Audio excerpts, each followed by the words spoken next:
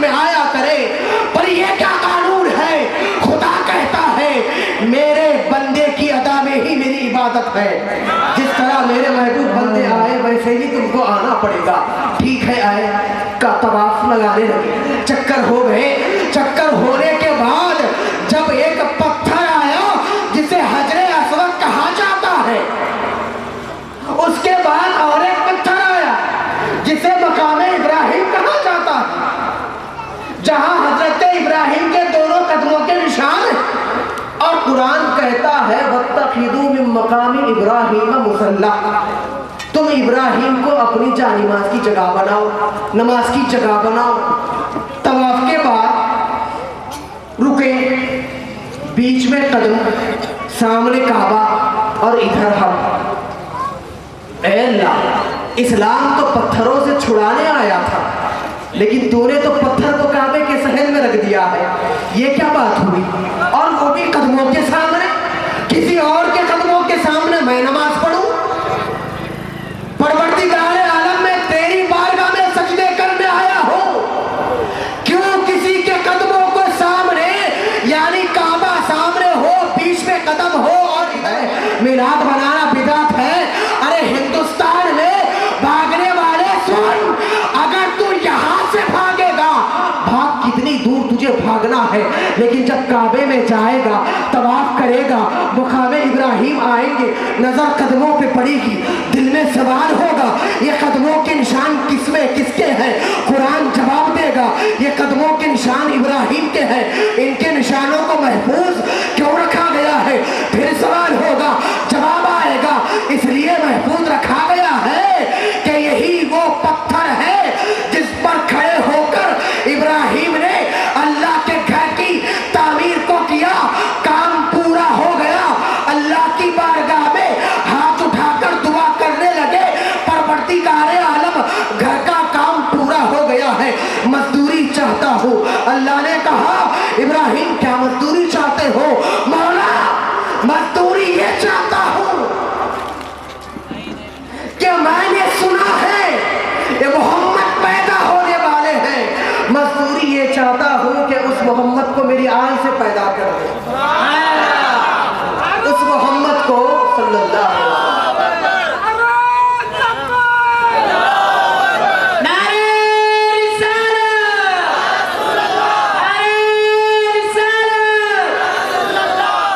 ایسا محسوس ہو رہا ہے, لوگ ہیں ماشاءاللہ 400-500 اور آواز آ رہی ہے صرف 25-30 لوگوں. ارے میرے بھائی نعرہ لگا تو ایسا لگا کہ جلسہ گوش ہو.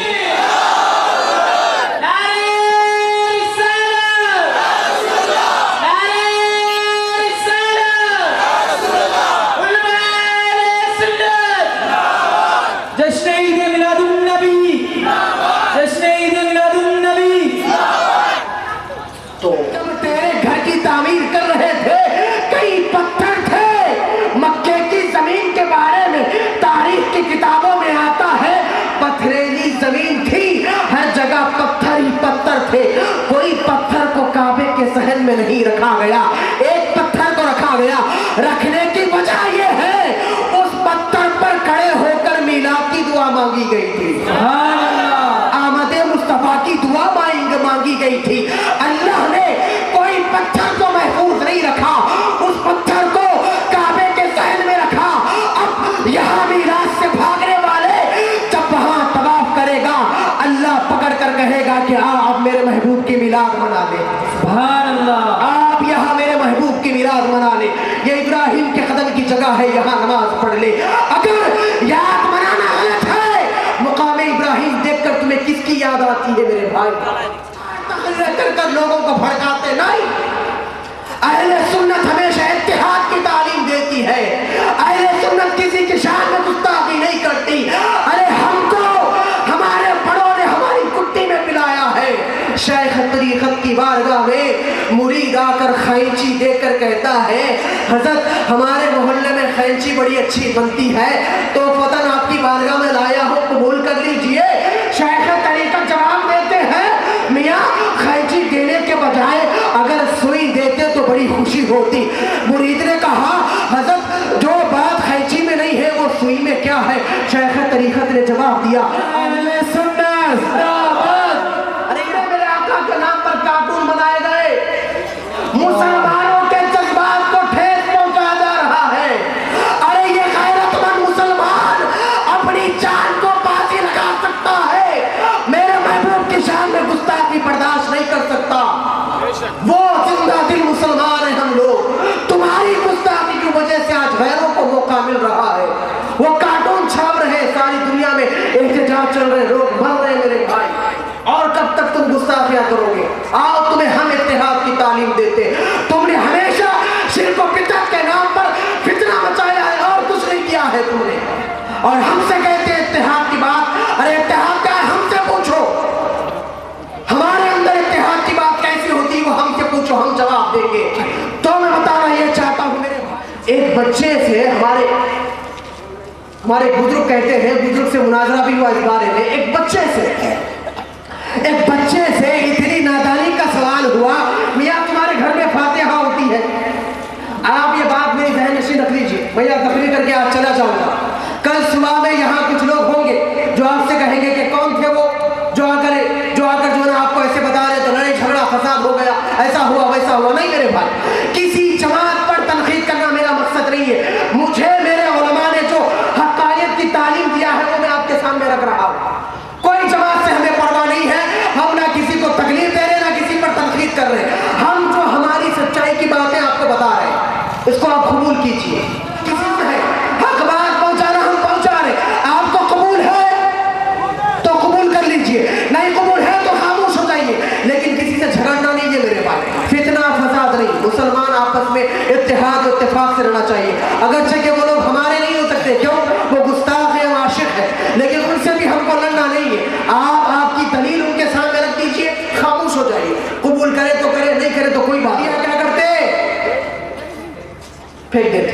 देखो कुरान पढ़ रहे, हड्डियां फेंक रहे, बेदबी नहीं हो रही। अरे सही बोले वो साहब, ये तो बेदबी है। अब उन्हें भी झंडा उतर गया, शिर्क व बिदअत का झंडा शुरू हो गया। उनसे पूछो तो ना वो जवाब देंगे ना मेरे भाई। हमारे उलमा से पूछो, अहले सुन्नत के दानिशवरों से पूछो, अहले सुन्नत के शेरों से पूछो तो जवाब देंगे।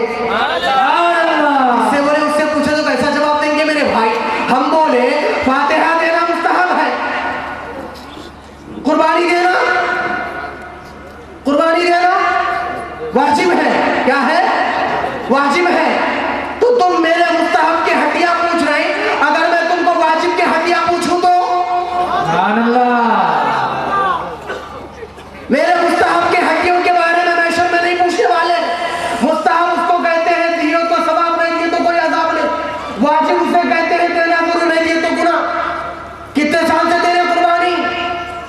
10 साल से दे रहे हो, वो भी छोटा नहीं। तो कहाँ है हड्डियां? कहाँ है? फेंक दिया। अरे वाजिब की हड्डियां फेंके, अल्लाह पूछेगा वाजिब की हड्डियों के बारे में। उस तारीख से जो है वो बेचारे तो आज तक चेहरा नहीं बता। बीच में चक्कर लगाना भी कोई इबादत है? यहाँ ऊपर के तरह आगे चले जाए तो बड़े बड़े पहाड़ आपको नजर आएंगे। अगर 2 पहाड़ों के बीच में चक्कर लगाना इबादत है तो सुबह शाम जाके यहाँ से वहाँ से यहाँ घूमते बैठे तो इबादत हो जाएगी ना मेरे भाई? बोलेगा कमाना क्यों? इसलिए कि ये मेरी बंदी हाजरा की याद है। ये मेरी मकबूल बंदी हाजरा की याद है, और मेरी बंदी की याद में ही मेरी इबादत है। तभी कहीं जाकर तुम्हारा हज कबूल होगा। अरे शैतान को कंकरियां मार रहे हैं, आप क्यों मार रहे? बोले मौलाना अगर नहीं मार के गया तो हज नहीं होता। क्या बात? अगर नहीं मार के गया, मेरे को नहीं दिख रहा बोल के, तो हज नहीं होता। अरे हिंदुस्तान में अंबरपेट के आगे के ऊपर के इलाके में नाचारन में अकल के घोड़े बहुत दौड़ाते थे, कंकरियां मारते दौड़ाओ। पूछो कहाँ है शैतान? दिख रहा तुमको? तुम्हारे बाप को नहीं दिखा, तुमको कहाँ दिखेगा?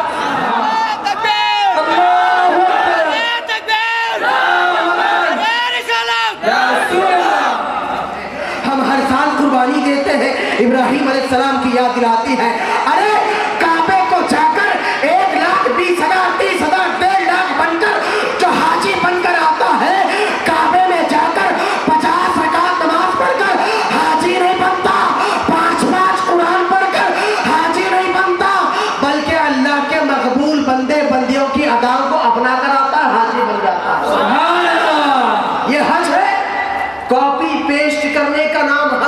بھائی.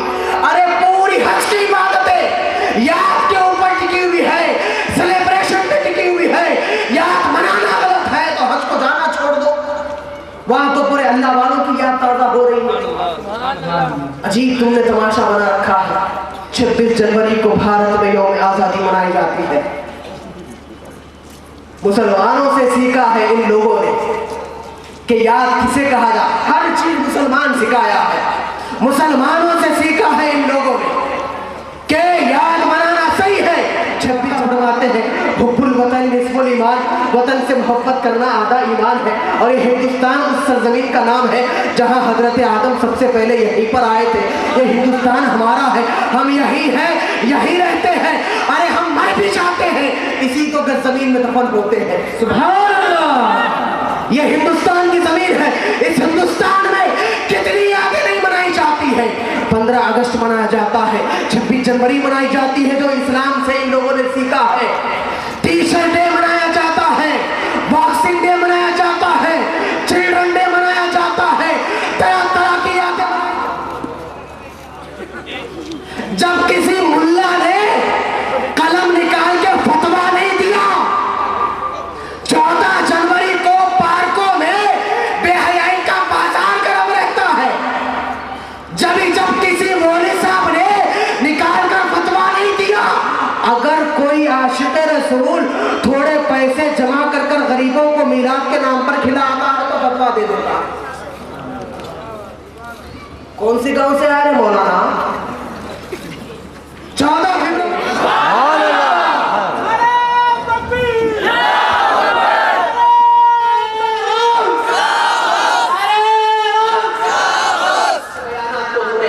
تو میں جو بتا رہا تھا ابھی, ہمارے حضرت یاد دلا کر گئے آب زمزم کا پانی جو پیا جاتا ہے وہ کس کی یاد دلاتے ہیں؟ حضرت ابراہیم کی یاد. ارے دنیا کی دوسرے پانی کو بیٹھ کر پیتے ہیں, ابراہیم علیہ السلام کی پانی, حضرت اسماعیل علیہ السلام کے قدموں سے جو پانی نکلا وہ پانی جب پیتے ہیں تو کھڑے ہو کر پیتے ہیں. کیوں پیتے ہیں؟ کہاں حضرت اسماعیل کے قدموں سے نکلا ہے, تعظیماً کھڑے ہو کر پی رہے ہیں. یہ حضرت اسماعیل کی یاد ہے میرے بھائی. اگر یاد بنانا غلط ہے تو سنو, اور ایک دلیل سنو. پہلے میں آپ کو نمازوں کا حوالہ دیا, پھر حج کا حوالہ دیا, اب کس کا حوالہ دے رہا ہوں وہ غور سے سنیے. میرے آقا مکے سے مدینہ تشریف لائے, لوگوں کو دیکھا یہودیوں روزہ رکھ رہے ہیں.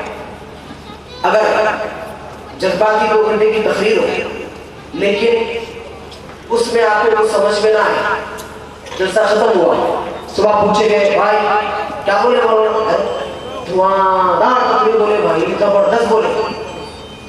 ارے ماشاءاللہ کیا بولے وہ رکو پوچھو, لیکن زبردست بولے تو یہ فائدہ نہیں دینا دے گا. آپ کو تقریر بھی جذباتی تقریر, آپ کو جذبات, ہم جذباتی تقریر اس لیے کرتے ہیں, ولولے میں اس لیے آتے ہیں تاکہ آپ کو بھی جذبہ آنا. اور یہ علماء اہل سنت کا خاصہ ہے. میرے نبی علیہ السلام جب تقریر کرتے تھے بسا اوقات بیچ میں جلال میں جذبے میں آتے تھے. یہ سرکار کی سنت کوئی غلط نہیں ہے. ہاں اگر اس جذبے کو غلط جگہ استعمال کرے تو وہ غلط ہے. میرے آقا مکے سے مدینہ تشریف لائے, یہودیوں کو دیکھا کہ روزہ رکھ رہے ہیں. آقا نے پوچھا کس بات کا روزہ؟ یہودیوں نے جواب دیا کہ محمد عربی صلی اللہ علیہ وسلم ان کے شکرانے میں ہم یہودی لوگ